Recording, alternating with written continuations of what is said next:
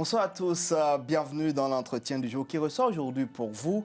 Karine Delière, docteur en économie du développement. Il ne s'agira pas d'économie dans cette émission, mais plutôt du vaudou, puisque Karine a réalisé un film documentaire qui aborde le sujet. Le titre de ce film, entièrement tourné au Bénin, Soava Vaudou-Lac.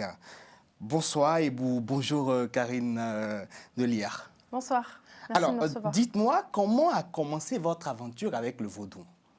Alors, je suis venue au Bénin il y a 22 ans.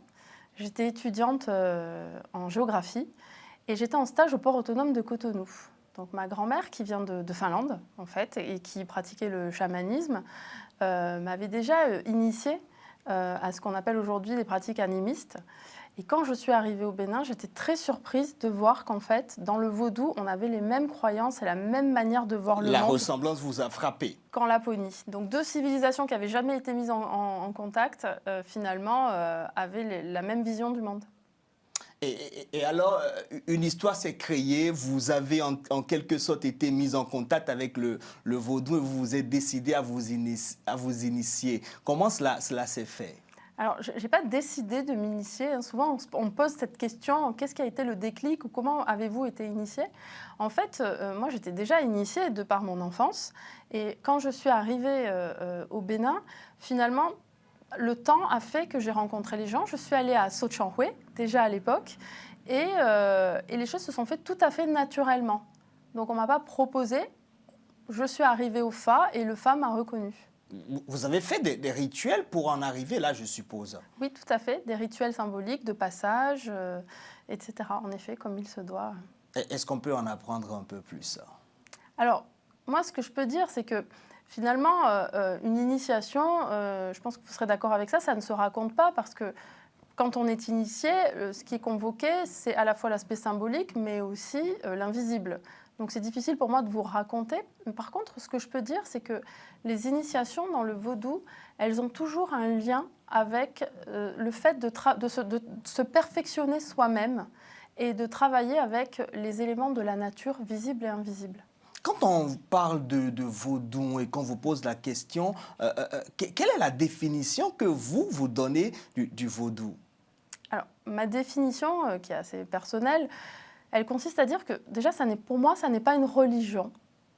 Parce que j'ai cette phrase qui me vient en tête, hein, qui m'a beaucoup marquée, qui était de dire « Le vaudou, je n'y crois pas, mais ça existe. Croire, c'est la relation verticale entre soi et son Dieu, quel qu'il soit. C'est la religion, la croyance, la foi.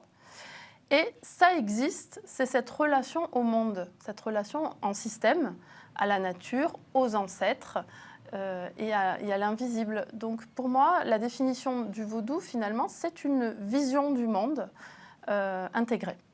Il y a plein de clichés qui se développent aujourd'hui sur le vaudou, surtout en Occident. On parle de poupée vaudou, on parle de sorcellerie, on parle de magie. Quel est votre regard sur ces différents types de clichés? Parce qu'on le voit dans votre film documentaire, vous travaillez également à déconstruire ces différents clichés. Oui, en effet, il y a énormément de clichés encore aujourd'hui au XXIe siècle, des clichés qui sont portés par l'industrie du cinéma, et notamment. En fait, moi, je voudrais donner un exemple, celui de la poupée vaudou, ce fameux symbole du vaudou, cette petite poupée blanche avec les pics, voilà, les aiguilles qui sont destinées à faire du mal aux gens. Eh bien, dans le vaudou au Bénin, il n'y a pas de poupée vaudou comme ça. Et là où on peut se poser la question, c'est pourquoi est-elle blanche, cette poupée? Pourquoi est-elle couchée? Et pourquoi est-elle faite de pics? Eh bien, pour certains, une des hypothèses, c'est de dire que c'était les esclaves qui, couchés au fond des cales des bateaux, souffraient tellement qu'ils avaient besoin d'exorciser cette douleur à travers ces poupées de la couleur de l'oppresseur. Donc, il reproduisait ça pour pouvoir extérioriser, pour pouvoir se libérer de ces différentes douleurs. Alors, vous avez tourné un film. On aimerait bien connaître ou savoir dans quelles conditions le film a été tourné. Alors, en fait, quand j'ai rencontré le roi Toïk Bezola, De Sochanhue. De Sochanhue, qui est donc le roi qui est sur le lac Nukwe.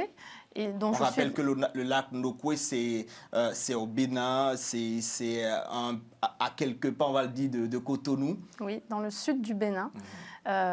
Cotonou, qui vient de Cotonou, qui veut dire l'embouchure du fleuve des morts. Et donc, sur ce lac Nukwe, le roi Toigbe, dont je suis la conseillère spirituelle, avait exprimé son inquiétude de voir sa culture disparaître. Et donc, je lui expliquais que, comme mon travail en tant que conseillère spirituelle à la cour royale, mon travail consiste à protéger cette culture. Et donc, je lui expliquais qu'en Occident, on a besoin de voir les choses pour les comprendre. Donc, il a consulté l'ensemble des habitants, la cour royale, les femmes, les grands-parents, les sages, les enfants, pour savoir s'ils étaient d'accord pour être filmés. Et ils ont accepté, et c'est une population qui n'avait jamais été filmée. Donc, ils m'ont fait confiance en tant qu'initiés pour ne montrer que ce qui était autorisé et surtout pour porter leurs paroles de manière fidèle. Donc j'ai réalisé le film et en janvier de l'année dernière, je suis allée les voir. On a fait une projection et je leur ai demandé s'ils considéraient que ce film représentait ce qu'ils voulaient dire au monde. Et ce fut le cas. Je suis étonné d'un détail. Vous êtes franco-finlandaise et vous rentrez au Bénin, vous travaillez au Bénin. Est-ce qu'il n'y a pas eu un peu de réticence à vous accepter dans le milieu vaudou au Bénin? Alors, je dirais qu'il n'y a eu aucune réticence à m'accepter dans le milieu vaudou au Bénin de par mes fonctions auprès du roi. Et je dirais même qu'il y a eu plus de réticence en France qu'au Bénin. Il est plus difficile d'assumer d'être initiée vaudou en France que d'être initiée vaudou en tant que Française au Bénin. Quel a été le regard de vos amis ici en France ou en Occident quand vous leur avez dit « j'ai été initiée au vaudou au Bénin » ? Alors, mes amis proches qui me connaissent ont toujours connu ça, puisque ça fait partie de mon identité.